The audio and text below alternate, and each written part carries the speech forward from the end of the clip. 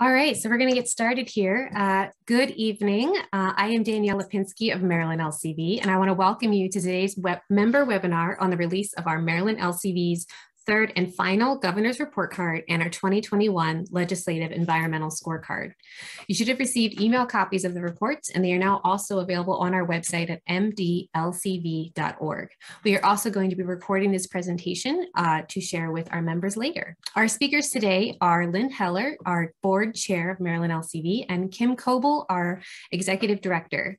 Once our speakers go over the details of each report, we will provide you plenty of time for your questions. And thank you for submitting questions beforehand. As we go on through the presentation, please type any additional ones that you may have into the Q&A, and we will try to get to them at the end. So thanks again for joining us. And our first speaker is now Lynn Heller. Thanks for joining us, Lynn. Thank you, Danielle, and welcome to everyone. Thank you very much for your time and for spending it with us.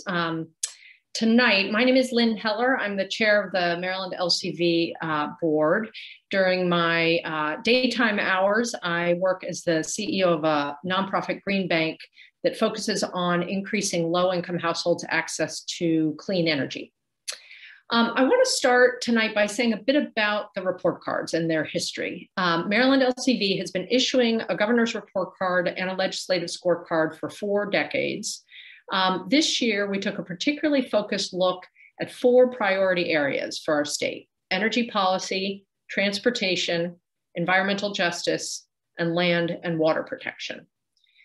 The goals of these reports are to provide Marylanders with information to make informed voting decisions so that committed conservationists are elected.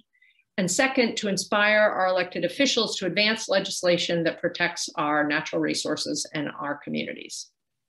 Now, we are well aware that these report cards have their limitations in that we can only score our elected officials on the votes they take and the bills that are introduced. In a minute, Kim will talk briefly about the process we follow, but the bottom line is that to meet today's environmental challenges, all our legislators need to be more bold and more strategic than ever before. That's because we're dealing with a new reality. As you all know, simply stated, the existential threat of the climate crisis demands urgent and meaningful action from our elected officials at all levels. As you also are all aware, the impacts of climate change are increasingly apparent in Maryland, where flooding and intense storms and heat waves are jeopardizing our communities from the Eastern Shore to Western Maryland. And pollution exacerbated by climate change contributes to a growing number of code red air days that threaten school kids and others in Baltimore and suburban neighborhoods adjacent to our congested transportation corridors. Maryland was once on a strong path to becoming a national climate leader with greenhouse gas reduction goals that were among the nation's strictest. Unfortunately, the state has faltered over the past decade, and these failures in addressing climate change are among the key themes we will be discussing today and that we have addressed in our report cards. Both our 2021 Legislative Environmental Scorecard and the Governor's 7-year report card reflect a failure of leadership among our elected officials to meet the challenges of today's climate crisis. At the same time, the reports show areas in which progress has certainly been made when the 2 branches of our state government work together.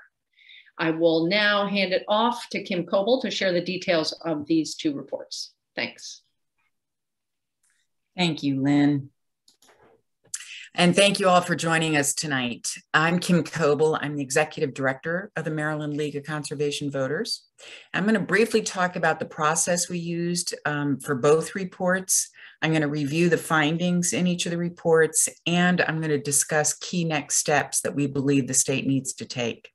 So let me start with process. The first report I'm going to discuss is the Governor's Report Card.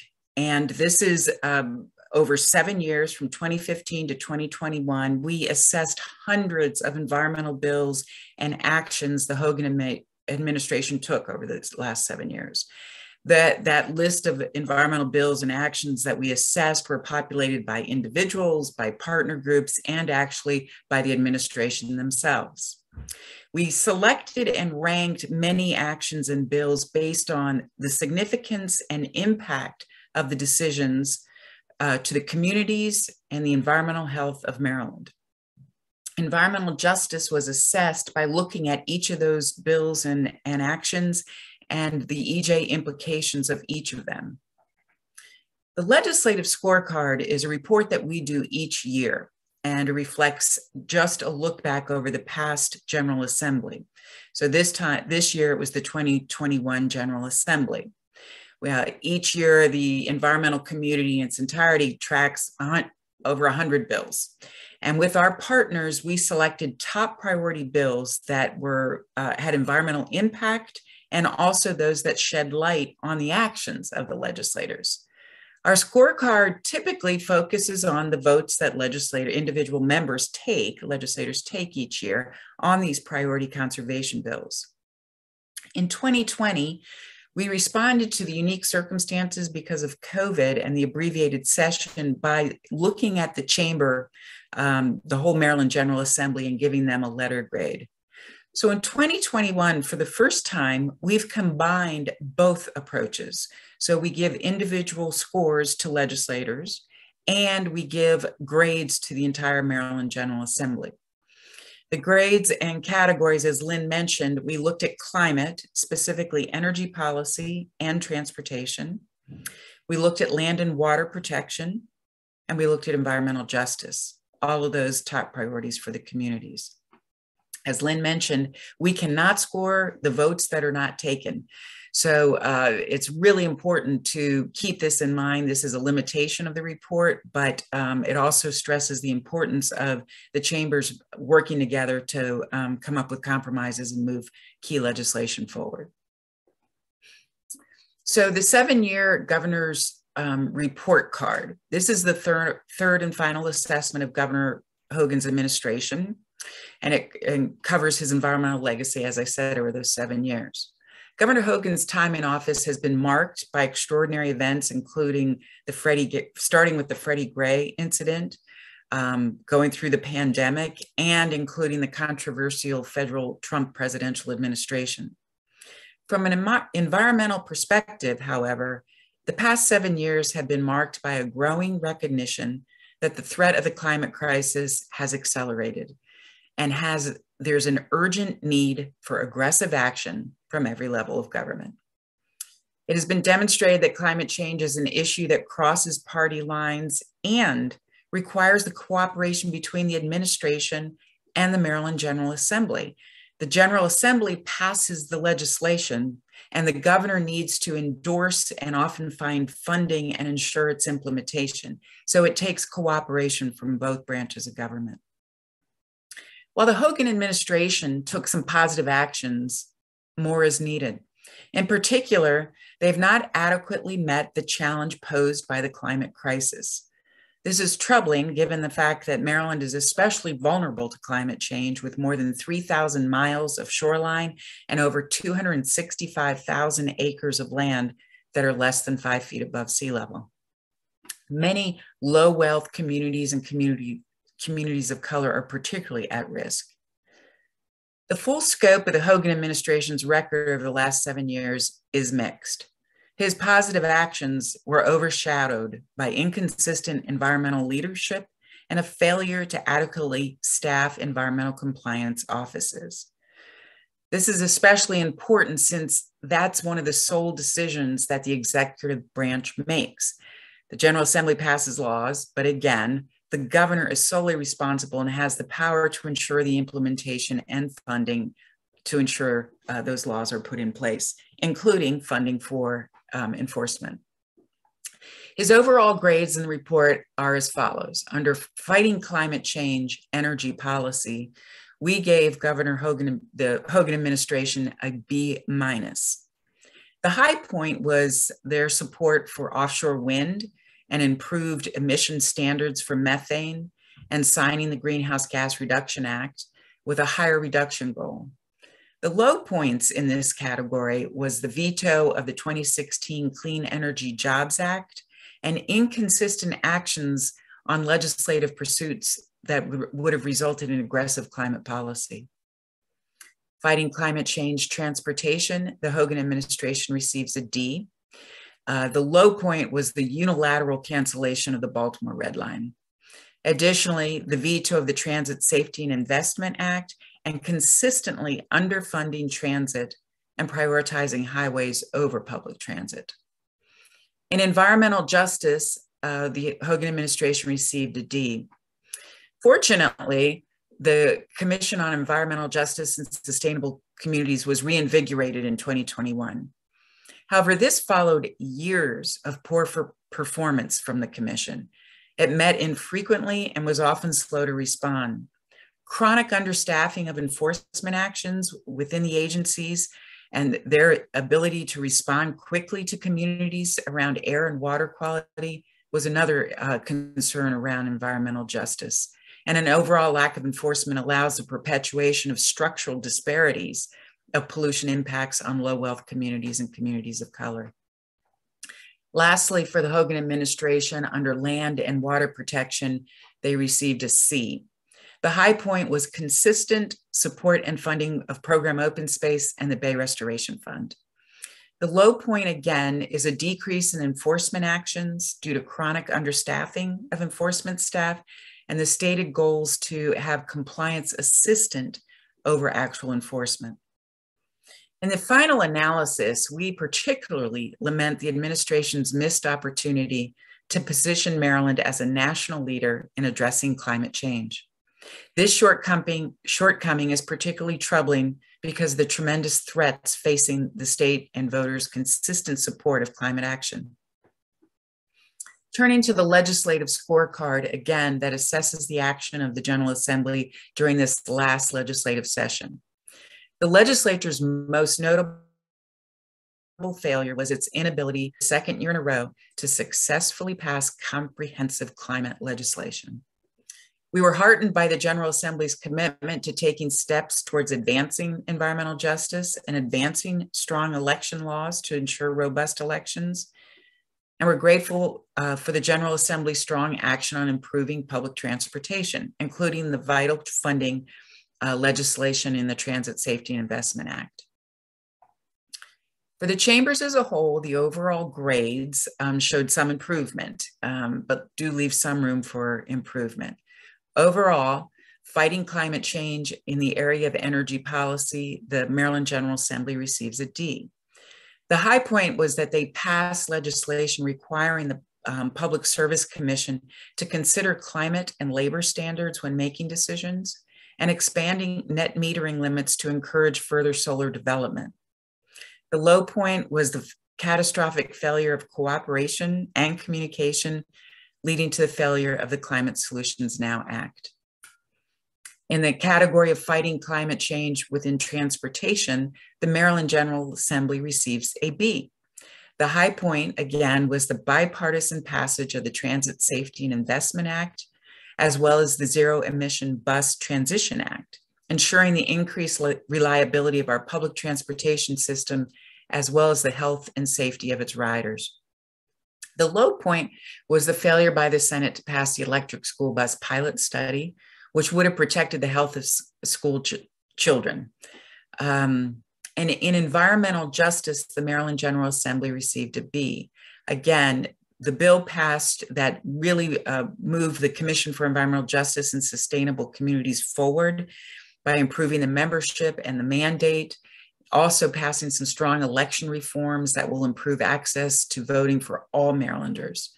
The low point was the missed opportunity to take that stronger measures around the Commission for Environmental Justice and the failure of the Senate to pass an amendment that would remove subsidies for waste-to-energy incinerators. And lastly, in the land and water protection category, the Maryland General Assembly gets a C. The high point was bipartisan passage of a stormwater management bill, which updates guidance documents to reflect the increased impacts of climate change on our state, and the passage of legislation to plant 5 million new trees throughout the state. Unfortunately, the low point was the House passage of a bill which would have increased deforestation in the state.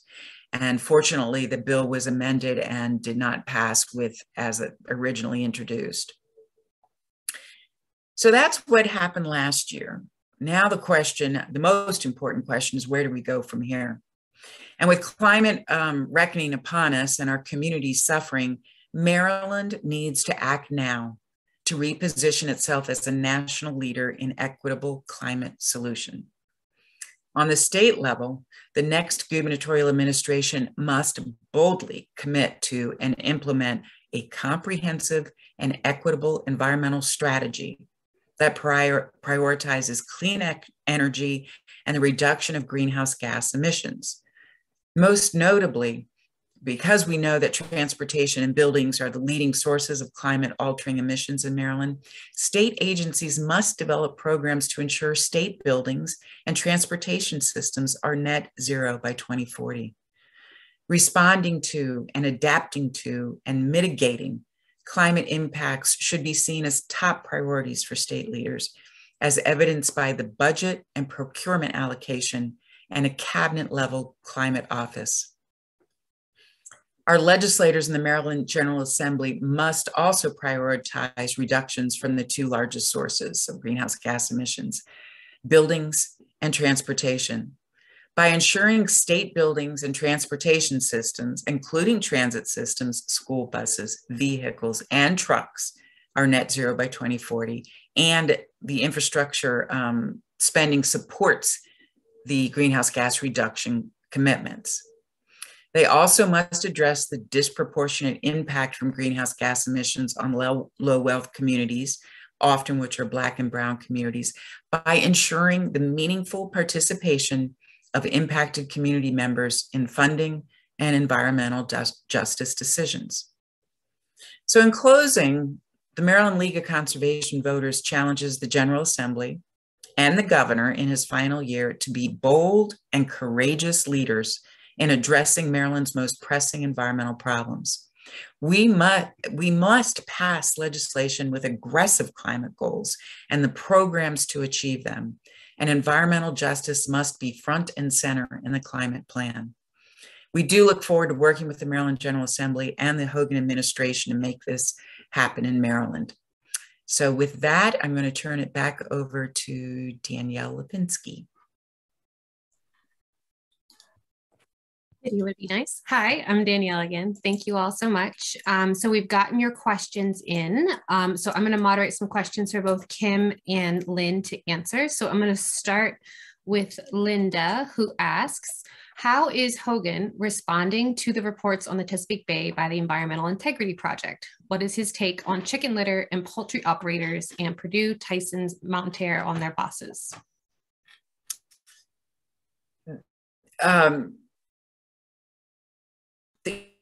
In the report, in the governor's report, we do mention the fact that the administration has been working on obtaining air monitoring around poultry houses, which was a good thing.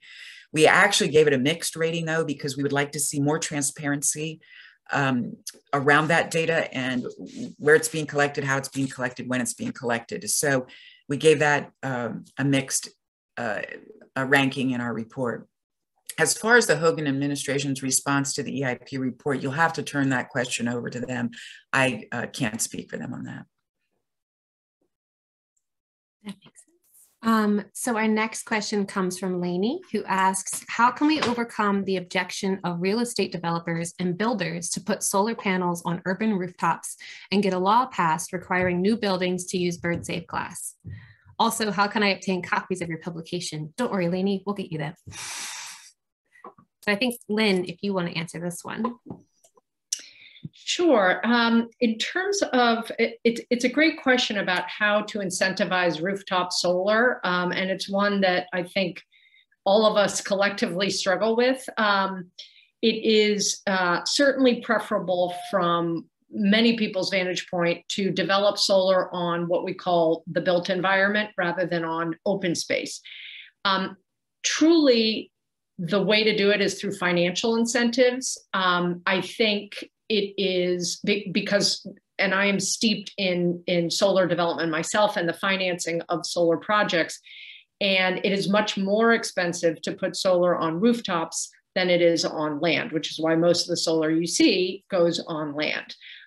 That said, if we could figure out a way to incentivize these projects, then some of the lease payments, for example, of the rooftops that would go to the landlords and the building owners could be increased. And that could be the financial incentive that encourages these real estate developers to put more solar on their rooftops.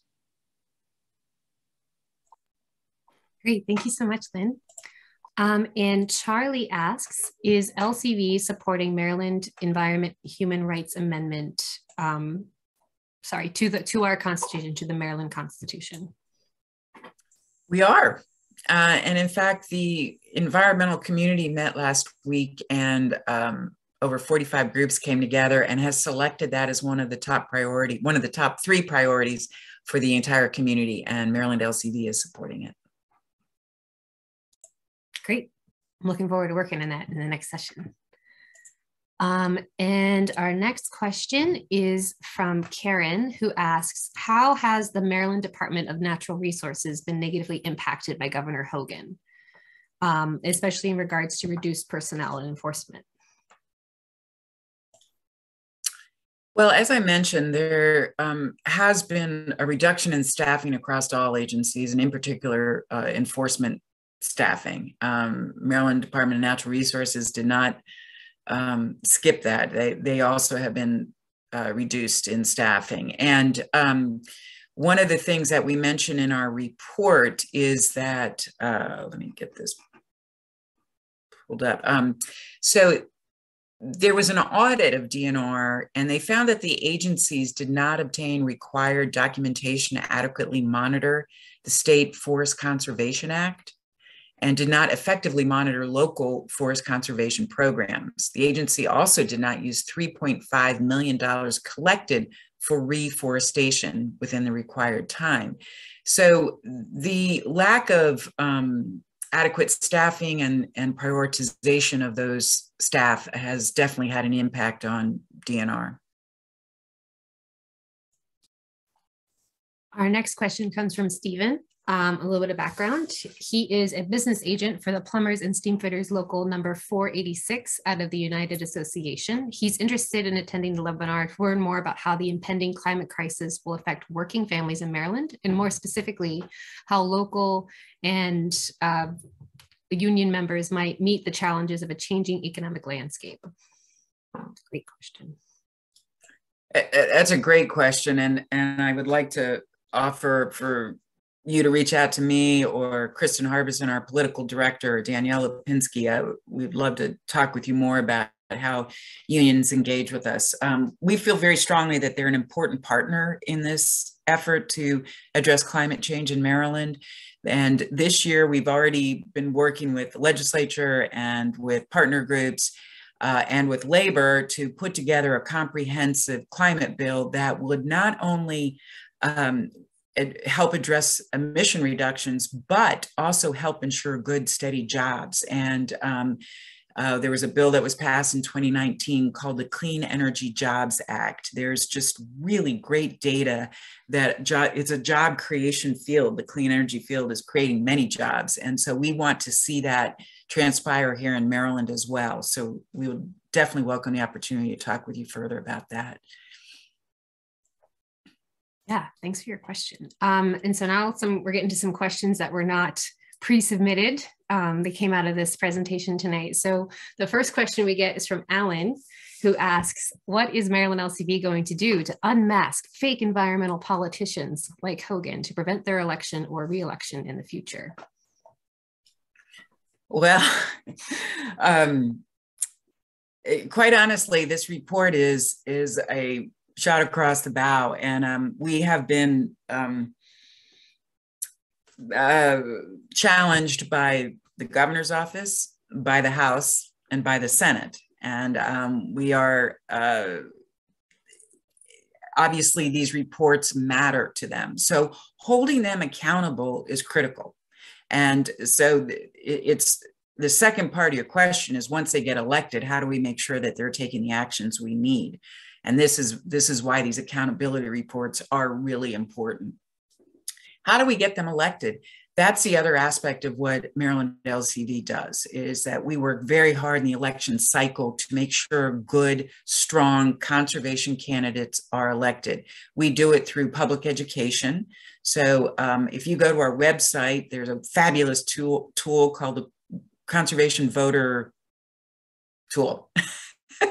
Couldn't remember what we called it. And you can click on and find your elected official and look at their record and see how they've been voting. So we're trying to make sure voters can really find out about their elected official and what's going on. Additionally, part of our organization is a political action committee. And so we will be endorse good conservation candidates. We will be putting money towards their campaigns for candidates that we feel are particularly vulnerable and important votes for us. So we really start early in creating the relationship with conservation candidates and then conservation elected officials, and then holding them accountable. So it's a full cycle relationship with them.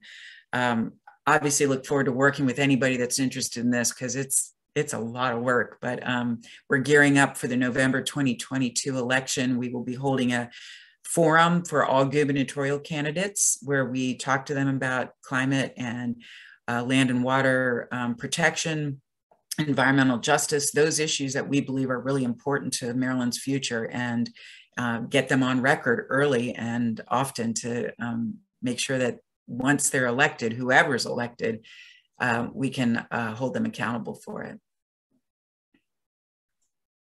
Definitely.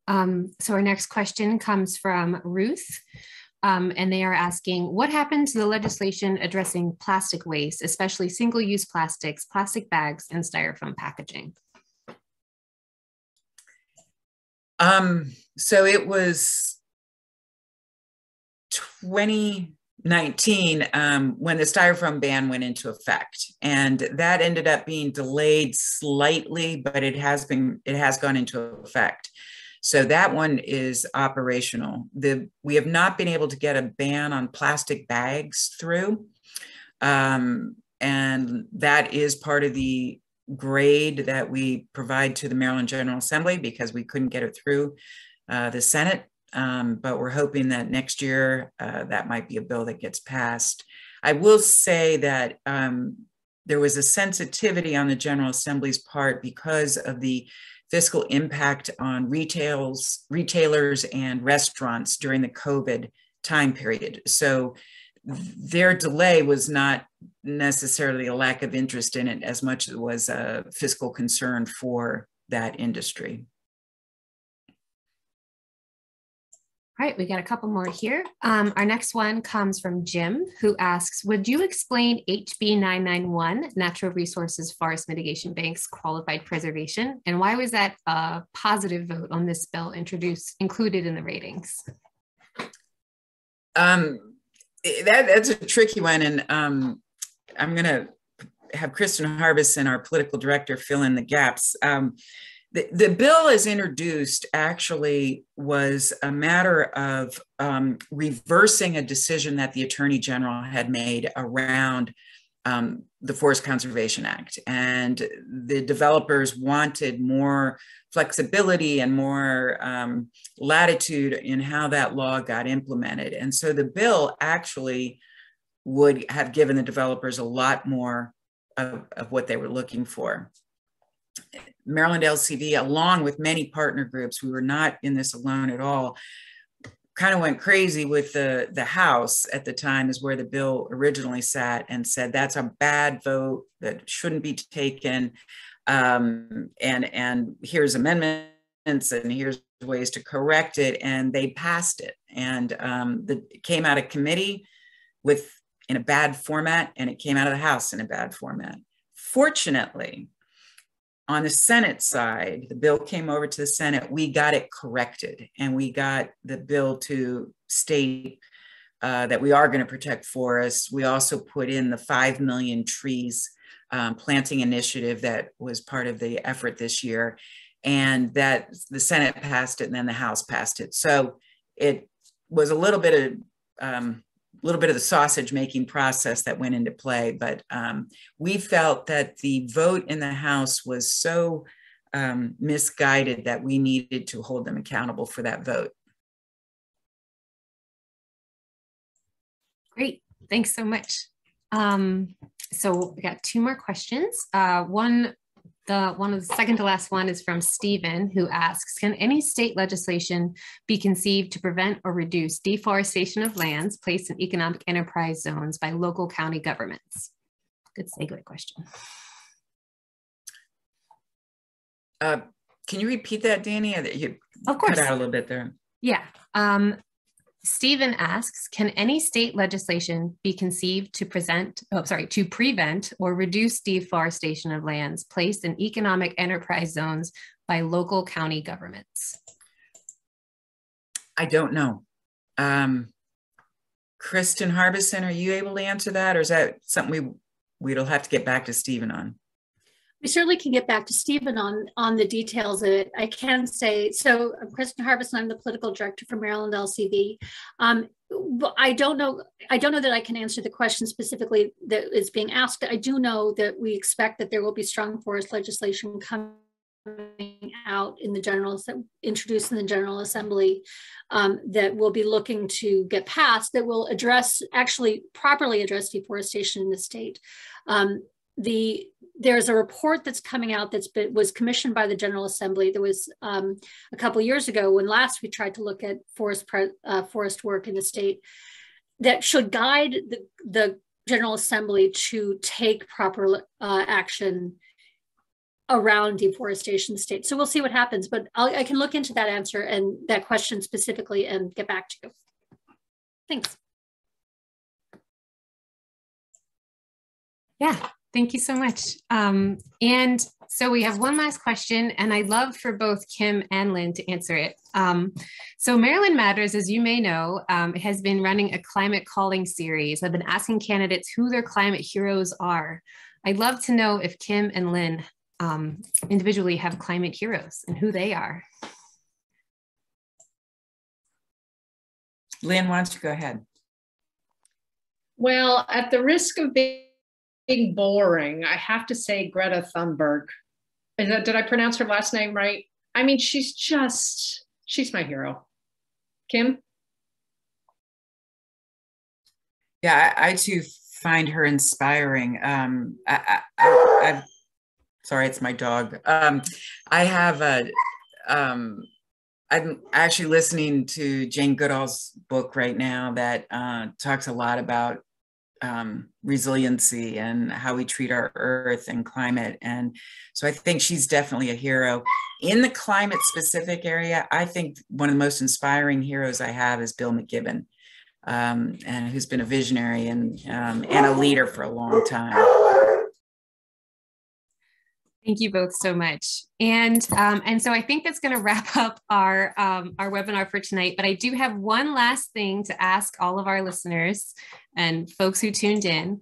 I'd love for you to raise your voice for climate justice. We have multiple ways for you all to get involved. Please join our email list at mdlcv.org/join. You can text us with 21 SCORE to 1-844-422-0042 and find your legislators at our conservation voter report, which is listed there. And I also put it in the chat this evening as well. We've recorded this webinar for today, so we'll be sharing it with you later on. And we are looking forward to this upcoming legislative session and of course in our 2022 election cycle. So thank you all so much for joining us tonight, and we look forward to talking with you further. Have a good evening. Thanks, everyone.